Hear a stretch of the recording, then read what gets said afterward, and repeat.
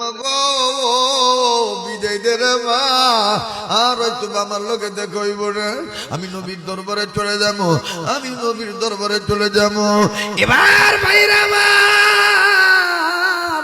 আব্দুল উজ্জা অনেক কষ্ট হয়, অনেক দিনের পথ, অনেক দূরের রাস্তা, খানা নাই, দানা নাই, বিছানা নাই, চাদর নাই, কাপড় নাই। আব্দুল উজ্জা বড় কষ্ট, এক হাত দিয়ে এই চাদরটা ধুইয়ে রাখতে, ও বন্ধু সাইরা দিলে চাদর খুলে দেয়। আব্দুল উজ্জা তুরবুর তুরবুর করে করে মরুভূমির বালুর উপর দিয়া হাইটা যায় আর ডাক দিয়ে বলে, মাবুদ গো সব ছাড়ছি, মান কিন্তু ছাড়ছি না।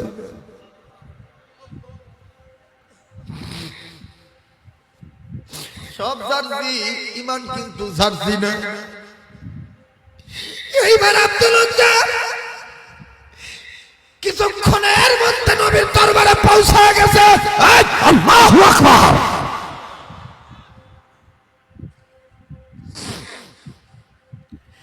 আমার নবী মসজিদে নববীর মধ্যে আসহাবে সুফার ভিতরে সাহাবীদেরকে তালিম দিচ্ছে।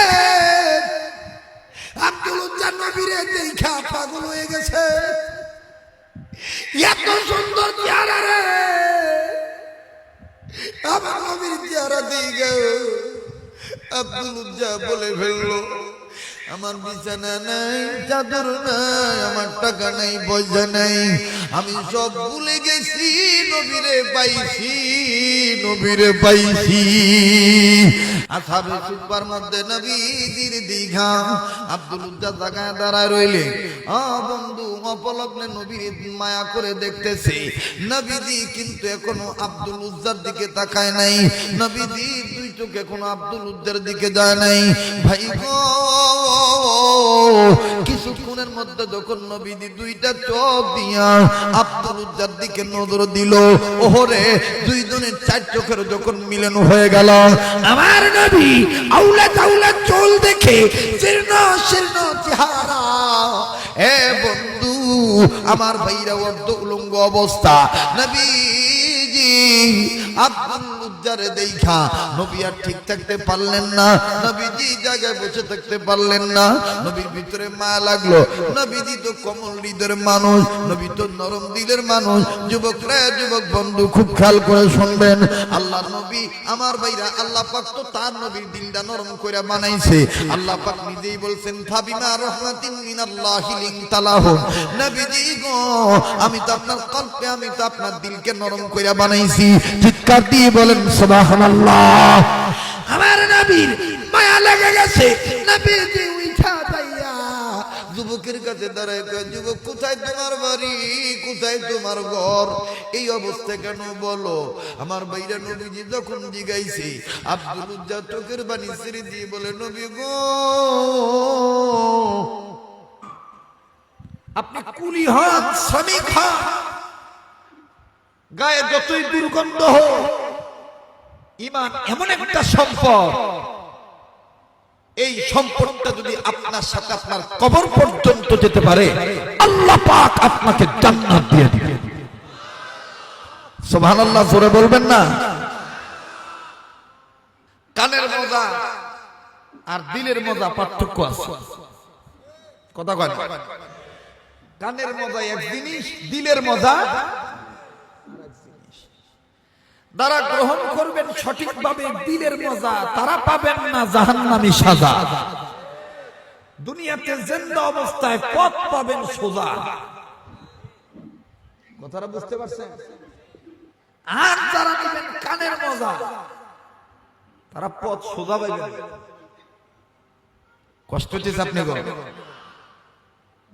বলেন তো দেখি, কয় গুণে গুণান্বিত হইল ভদ্রলোক? দুই গুণে গুণান্বিত হইল ভদ্রলোক। এক নাম্বার গুণ ঈমান। দুনিয়াতে যে স্বর্ণটা মারা গেলে আপনার আর উপকারে আসবে না, এই স্বর্ণের টুকরাটা আপনার কাছে থাকাটা, এটা নিয়ে ঘোরাঘুরি করা সকল ক্ষেত্রে কি নিরাপদ মনে করে? লুটেরা, কাদাবাদীরা, ডাকাতরা এটা ডাকাতি করার সম্ভাবনা রাখে না, থাকে না? যেই সম্পদটা মইরা গেলে দাম নাই, এইটাই যদি আমারে মাইরা চিন্তাই করার চিন্তা করে, আর যেই সম্পদ মরার পরও আপনার দাম, এই সম্পদের অধিকারী যখন দুনিয়াতে হবে, তখন তো কিছু দুনিয়াদাররা সিজনাল ভদ্রলোকেরা ভদ্রলোকের পোশাক পইরা অভদ্র কাজ কইরা এই ঈমান লুট করে নেওয়ার চেষ্টা তো করবেই, ডাকাতি করার চেষ্টা তো করবেই, বাহানা করে ভণ্ডাম করার চেষ্টা তো করবেই। কথা জোরে বলেন ঠিক কিনা? এই ঈমান যখন আপনার কাছে থাকবে, তখন বেঈমানরা ঈমানদারের পোশাক পইরা আপনার ঈমান নামক সম্পদ লুট করে নেওয়ার চেষ্টা করবে। বিভিন্ন সময় বিভিন্ন রূপ ধরবে, কখনো বন্ড বেদাতীদের রূপ, কখনো লা মাযহাবীদের রূপ, কখনো কাদিয়ানীদের রূপ, কখনো মুহাম্মদী ইসলাম নাম দিয়া দেওয়ানবাগের পীরের রূপ। কথা দ্বারা আসতে বলবেন, সম্ভবত ঈমান সম্ভবত দুর্বল আছে। যারা বলেন ঠিক কিনা?